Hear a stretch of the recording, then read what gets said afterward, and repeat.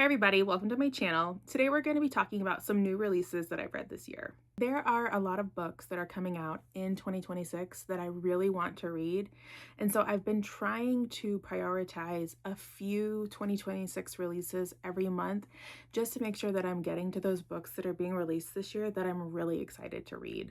In today's video, I'm going to talk about 4 books that I read and 1 that I DNF'd. All of these books have been released in the last 3 months, so either February, March, or April 2026 releases. Confirmed this time. Not like a previous video where I thought one was a new release and they weren't, but these are all new releases for sure. Without further ado, let's get into the books that I read. At the very end of March, I started reading Operation Bounce House by Matt Dinniman, and then I finished it on April 1st. Yes, I finished it on April Fool's. For starters, I really enjoyed this book. I know there's some people who don't like it, or maybe they didn't understand it. I'm not sure, but I really enjoyed this book. I have read 7 of the Dungeon Crawler Carl books. I think I'm 2 behind being current for the new release that's coming out next month, but I think people are trying to compare this book to Dungeon Crawler Carl, and then they're kind of being disappointed because Dungeon Crawler Carl kind of has sci-fi, fantasy, lit RPG, and this is very much a straight sci-fi book. This is you would think it would be a pretty easy book to just explain and be done, but it's so hard to like get into it about because so much of it's not talked about in the premise, so I don't want to spoil anything for you. So you have these group of settlers on a planet called New Sonora, I believe, and they have kind of been cut off from Earth for a few, like 2 or 3 generations. Recently, this transfer gate has opened near where they are living, and so now they have more in the moment communication with Earth. We meet Oliver, who is kind of our main character, but honestly I think the book really focuses on his entire community, which was really interesting. But we meet Oliver. There's a lot of farmers on the settlement, and they hear that there's going to be this Operation Bounce House, which basically is going to give people on Earth the opportunity to buy into this game, and they'll be able to remotely operate all these mechs and exterminate all the terrorists that are like running rampant on New Sonora. Except there's no terrorists.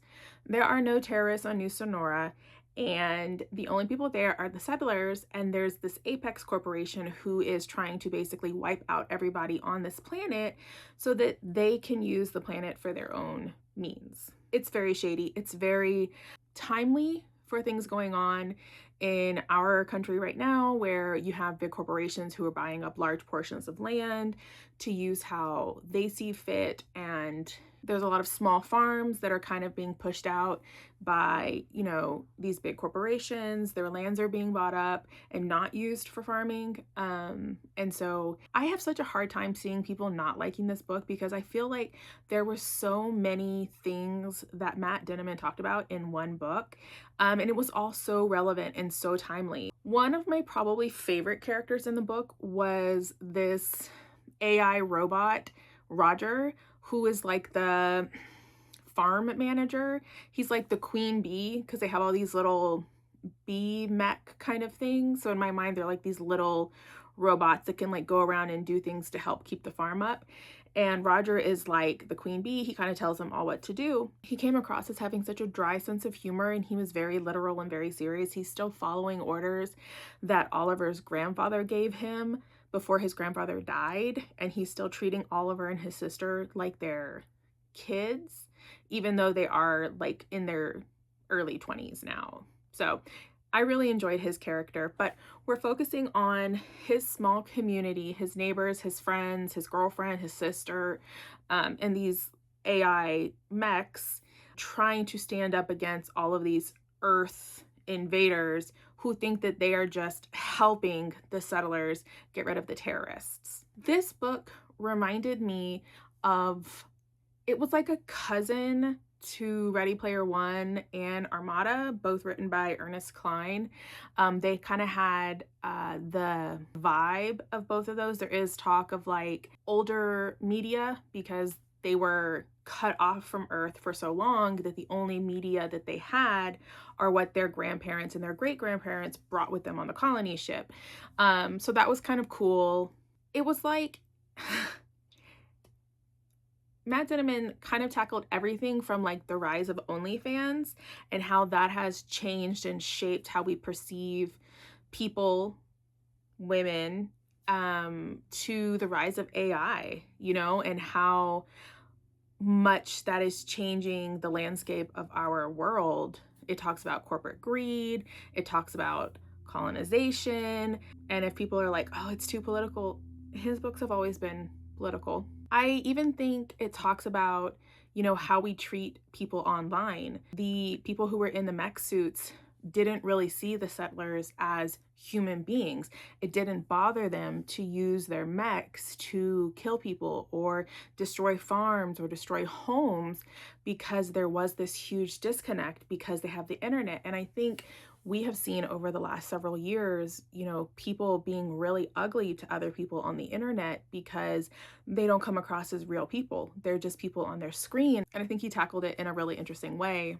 I think if people go into this book looking for Dungeon Crawler Carl, but like Settlers in Space, you're going to be really disappointed. It is its own book.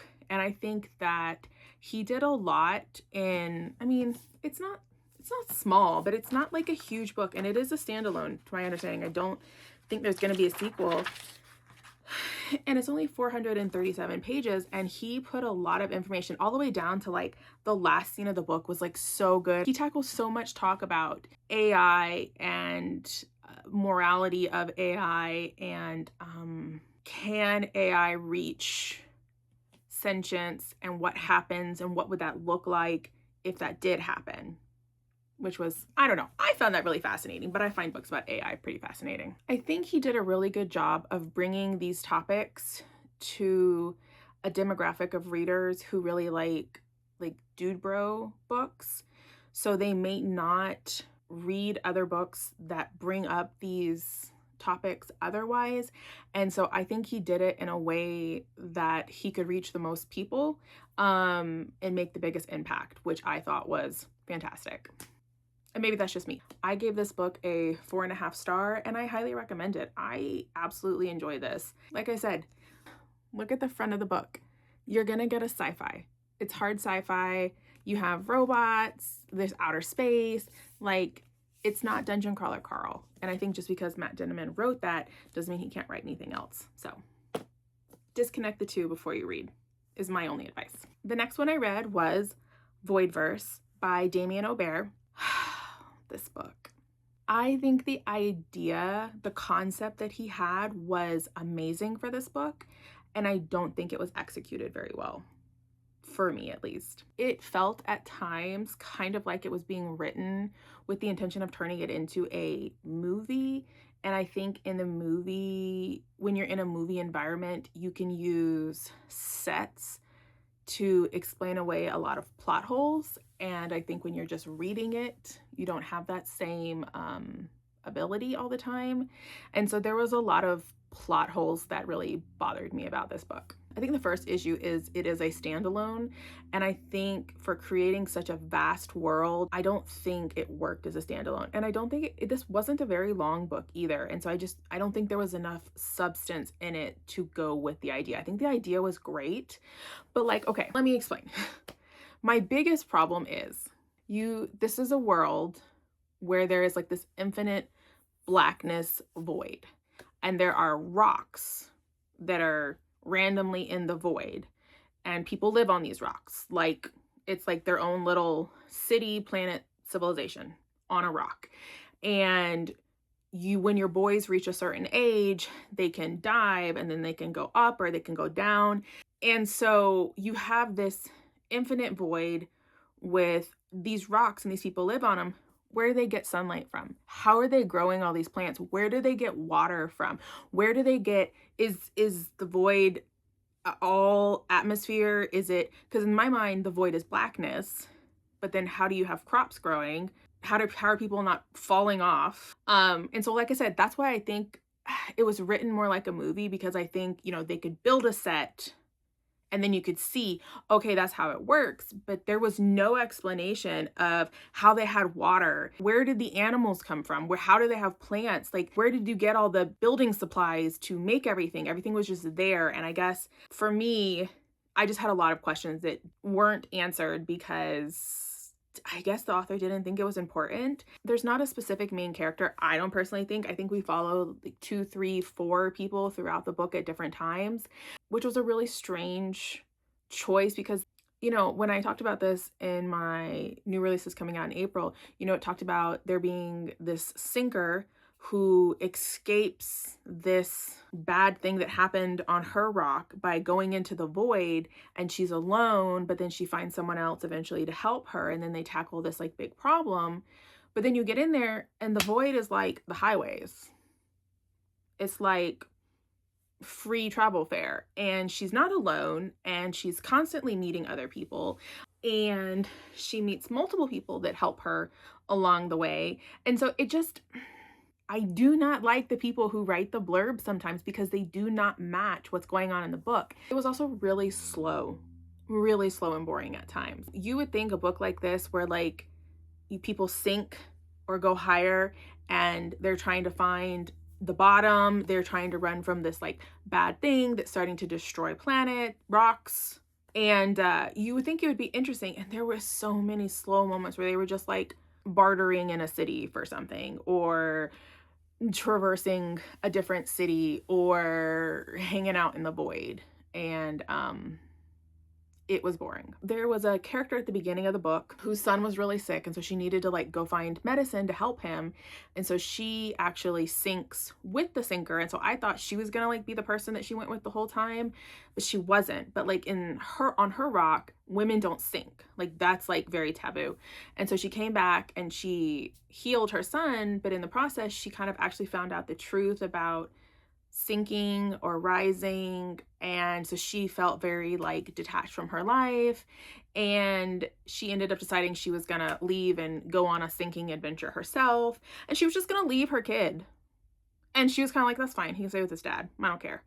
And then something happens, and then her reaction to it, it's just not how a parent would react. They're not just like, okay, bye, and then they don't worry about it anymore. So that bothered me. I didn't appreciate that depiction of motherhood. Being a mom myself, like her reaction would not have been anywhere close to any of the moms that I know. And so I didn't love that aspect. And then she didn't meet up with that character again until forever into the book. And I think his explanation for where she had been was just kind of convenient. I don't know. That was my feeling on it. And then the end of the book, the conclusion felt so rushed and so weird and kind of out of left field. And then it was kind of bleak. It wasn't a great ending. It was a 2.5 star for me. I could appreciate the concept. I have a hard time recommending this to people because, like I said, there were so many plot holes that maybe if you'd watched it as a movie, it would have made more sense, but I wasn't watching it as a movie, and so it just didn't work for me. And then I read The Faraway Inn by Sarah Beth Durst.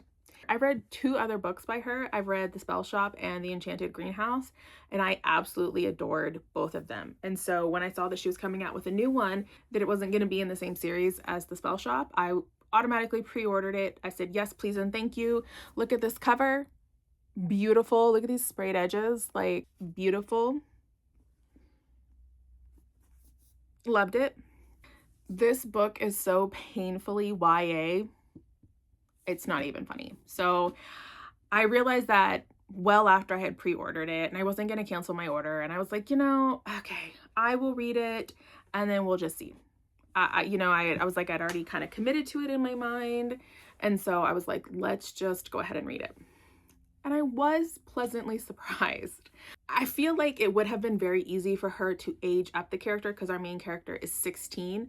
And I feel like she could have aged her up to like 20 and have her been in college instead of high school. And I think all the same plot beats that were used would have still worked. But I can appreciate that this is a really wonderful fantasy novel for teens. And which is great because I'm going to put it on my kids' bookshelf, which frees up a little bit of space on my bookshelves, and it gives my daughter a really sweet story to read when she's a little bit older. So what is it about? So we have Kalisa, who is our main character, and at the beginning of the book, she has just gone through a breakup. You know, those are devastating when you're 16. She like wants to get away from it all. She lives in New York and she's like, I just got to get away from it all. And so her moms convince her to go to her great aunt's bed and breakfast inn for the summertime. They just didn't tell her that her aunt Z didn't really okay it. So she gets to this bed and breakfast inn, and the inn is kind of run down a little bit. The grounds aren't very pretty. They're not well kept. They don't have a lot of guests, which is strange because she meets the groundkeeper's son, Jack. And he's like, yeah, it's kind of our peak season. And, you know, it's been really slow the last few years. And so the whole rest of the book is them figuring out ways to fix the inn, because obviously there's a magical element because it's a fantasy book. So there's something broken at the inn that she is trying to help fix, but her great aunt Z doesn't want her to help. She's like, I can just do this on my own. I don't know why you're here. I don't want you here. But then of course, you know, she's supposed to be there. It's kind of her destiny. It's very sweet, but it is definitely for like 13, 14-year-olds. You know what I'm saying? I really thought that the magical elements in this were absolutely adorable. The places that they end up kind of journeying to in order to help fix the inn were really interesting. And like I said, I think if you were a very young adult, you know, 13, 14, 15, you would love this book. And I'm really glad that I can put it on my kids' bookshelf and that it's something that she gets to read one day, because it's very sweet. You know, her and Jack kiss, but that's it. There's nothing else beyond that. I really like the inclusion that's kind of like represented throughout. I think Sarah Beth Durst kind of does a really good job of that just in general. And I think it kind of was like, you know, finding out what really matters in life. Kalisa was like, okay, this is what matters. And kind of by the end, you know, she definitely took her mind off that breakup. That's for sure. I can't say a lot more without going into spoilers, but this was a very enjoyable book. And if you have a teenager who likes fantasy, who likes perhaps portal fantasy, I think they would really enjoy this. And I gave it a 4-star because while it wasn't for me, I can appreciate it for what it was. And I'm very glad that my kids are going to have it on their bookshelf. And that is The Faraway Inn by Sarah Beth Durst. The last book that I read for this was Woflworm by T. Kingfisher. And I just finished reading this over the weekend. If you don't like bugs or insects or talking about how bugs reproduce or how bugs eat, this is not a book for you. So just fair warning, there is a lot of insect horror. This is probably the most horror of all of T. Kingfisher's books that I've read. There was a lot of body horror by the end. There was a lot of really disgusting descriptions of bugs and insects by the end. And it kind of starts off, you know, kind of like, this is horror, and it just slowly like creeps in and creeps in and creeps in and creeps in.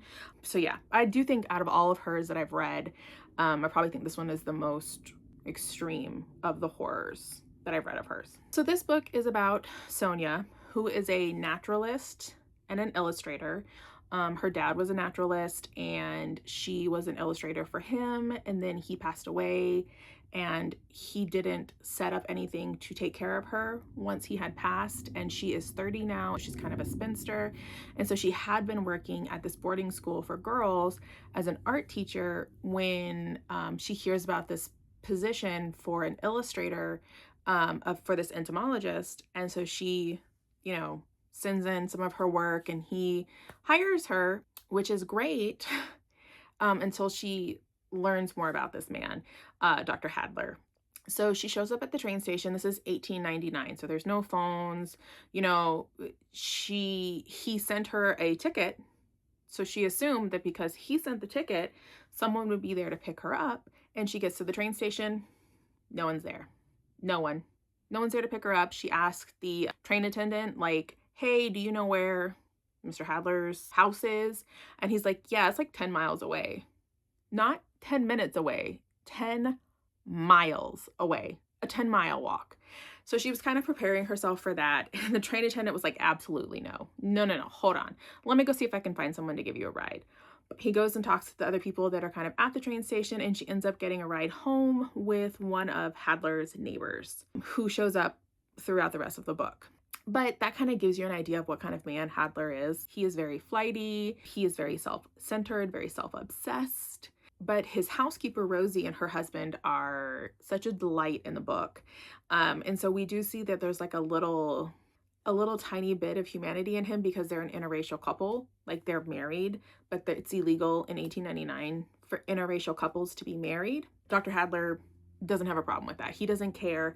And so it gives them a place of employment where they can just be themselves. But I guess most of the people in town don't know that they're married. So that was interesting and sad. We find out that he did have an illustrator for the book previously. She was looking at all of this illustrator's artwork, and it's so beautiful, and she's like, I can't compare to this. There's no way he's gonna want to keep me. His last illustrator had been gone for like a year, and so he was really trying to find someone to finish up these pages so he can publish his book, because he is like obsessed with getting all this recognition from his findings. And so he needed all these bugs drawn, and so that's what she spends a lot of the first part of the book doing. She spends a lot of time illustrating, and she's like, he's gonna see right through me, he's gonna send me home. And then he's like, yeah, that's fine, don't worry about it.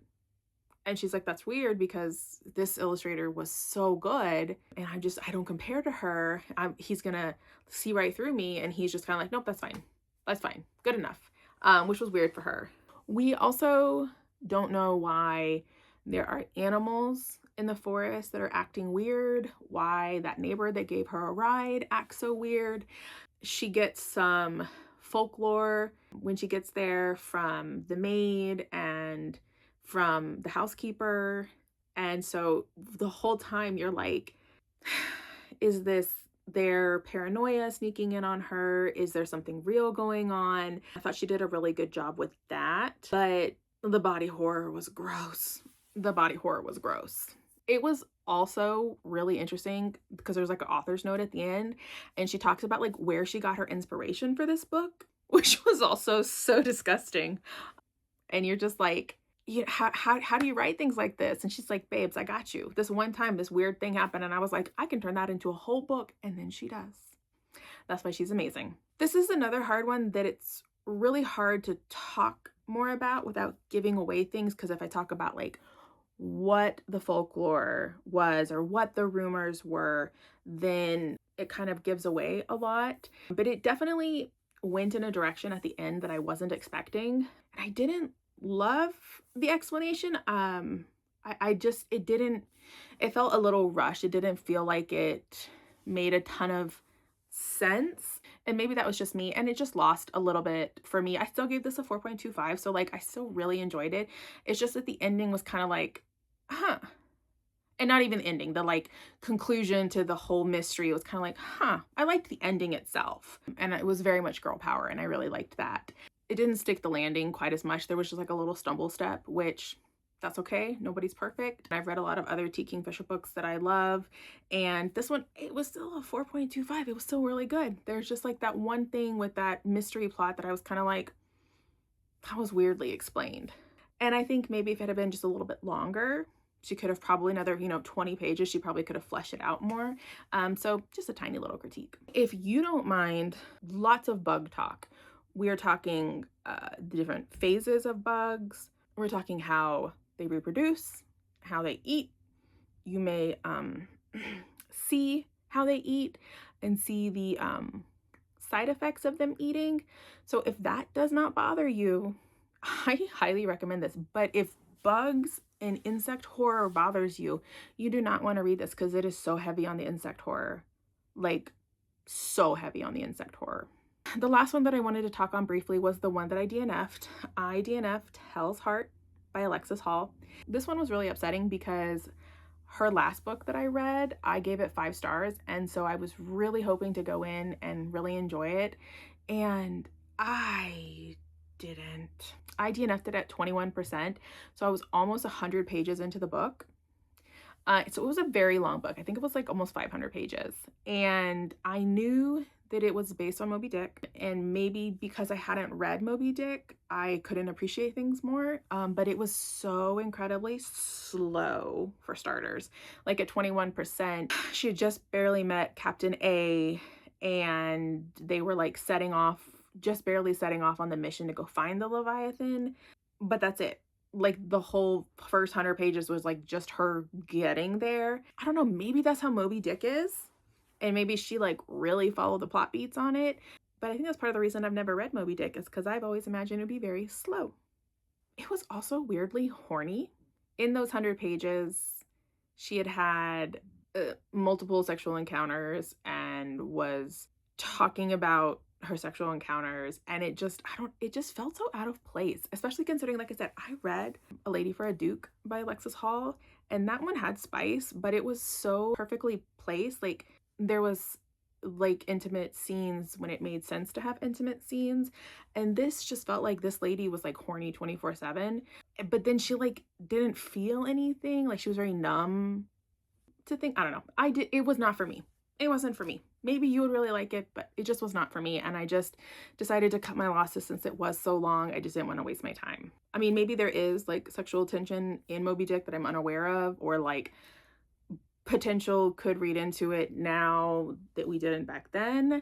Wasn't for me, babe. That's for sure. I did like that the main character's name was I. Like she tells us her name, but she keeps changing it. She's like, so you can just call me I, which I thought was cool because like the main character of Moby Dick is Ishmael. And then I thought it was neat where she wouldn't tell us what the captain's name was, because she's like, that's for me, but we'll call her Captain A, you know, for Captain Ahab. So I did think that was neat, and I'm sure that there was probably a lot more parallels that I just didn't get because I haven't read Moby Dick. But I didn't want to give her a bad rating at the end because I was like, I don't understand, but I didn't understand.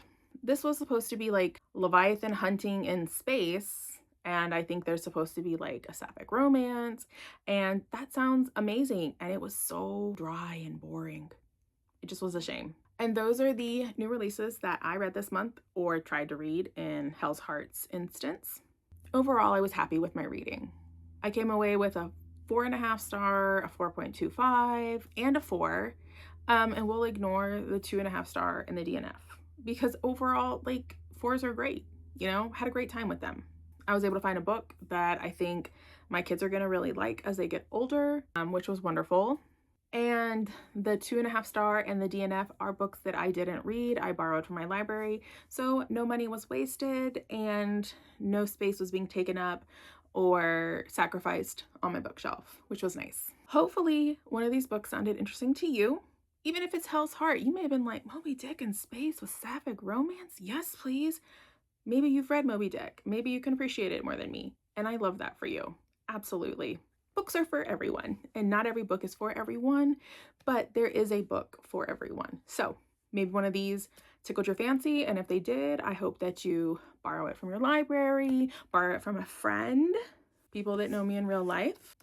You're welcome to borrow this, or if you want one of your kids to borrow this, you are absolutely welcome. Just hit me up. And I think that's all I have for today.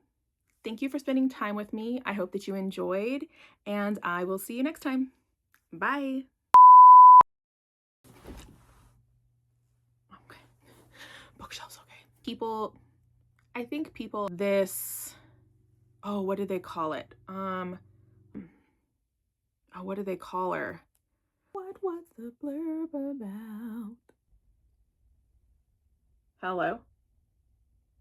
That was weird. Hello? Hello. What are you doing home?